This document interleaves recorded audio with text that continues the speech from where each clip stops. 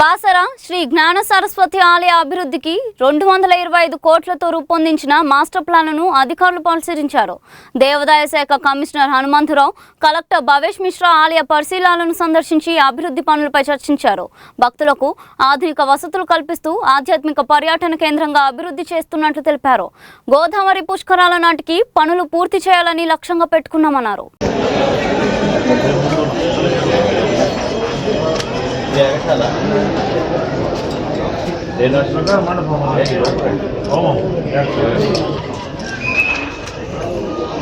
టోటల్గా అత్త ప్రాకారం రోడ్డు అంతా కూడా ఎక్స్పాండ్ అయ్యింది. ఇక్కడ మాత్రం మీరు చూసినట్టు ఇదే ఎక్స్పాండ్ అయిపోయింది.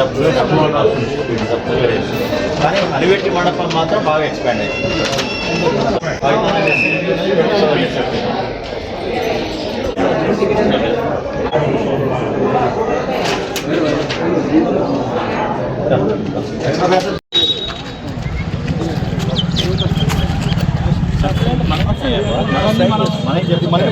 మనం స్ట్రైట్ చేసుకుంటాం వాటిని.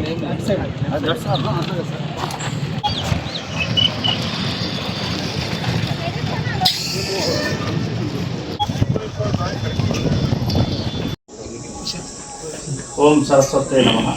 కమిషనర్ దేవాదాయ శాఖ తెలంగాణ ప్రభుత్వ హనుమంతరావు ఈరోజు బాసర దేవాలయం అభివృద్ధిలో భాగంగా ఇప్పటికే సూత్రప్రాయంగా సీఎం గారు వచ్చి ఇక్కడ శంకుస్థాపన కార్యక్రమం భూమి పూజ అని 225 కోట్లకు చేయడం జరిగింది. అది ఓన్లీ సూత్రప్రాయం.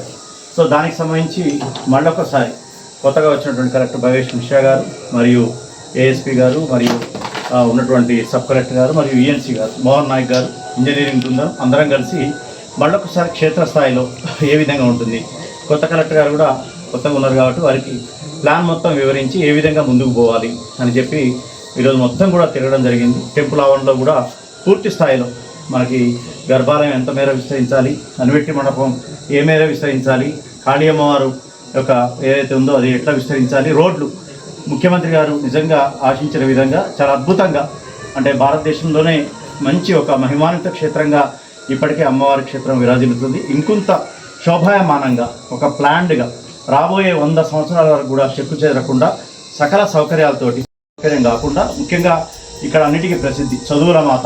ఎవ్వరు కూడా మనకి బాసరకి వచ్చినటువంటి రామయ్య గారు, సుప్రసిద్ధ ఐఐటి రామయ్య గారు కావచ్చు, ఇతరత్ర మేధావులంతా కూడా ఇక్కడ అమ్మవారి యొక్క ప్రసన్నం చేసుకున్న తర్వాతనే వారు మేధావులు, తర్వాత ఎంతో సమాజానికి ఉపయోగకరంగా అయింది. కాబట్టి ఈ క్షేత్రాన్ని ఇక్కడ వ్యాసభవన్ కూడా ఈ ప్రాంతాల్లో కూడా మంచి ఒక విద్యార్థులకు ఒక ఓపెన్ ఆడిటోరియం నిర్మించి అక్కడ ఈ యొక్క ప్రవచనాలు ఉన్నటువంటి నేటి తరానికి కావలసినటువంటి ఆధ్యాత్మిక మార్గం మరియు నడవాల్సినటువంటి నడవడికని చెప్పే విధంగా దాన్ని ఏర్పాటు చేయాలని కూడా ముఖ్యమంత్రి గారు సూచించారు.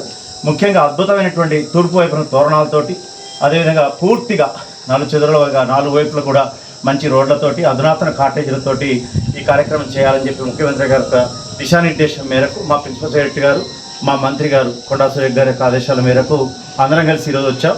పూర్తి స్థాయిలో చూడటం జరిగింది. మళ్ళొకసారి హైదరాబాద్ వెళ్ళి తదుపరి కార్యాచరణ చేసి త్వరలోనే టెండర్లు పిలిచి పనులు త్వరితగతిన ప్రారంభం చేయడానికి పూనుకోవడం.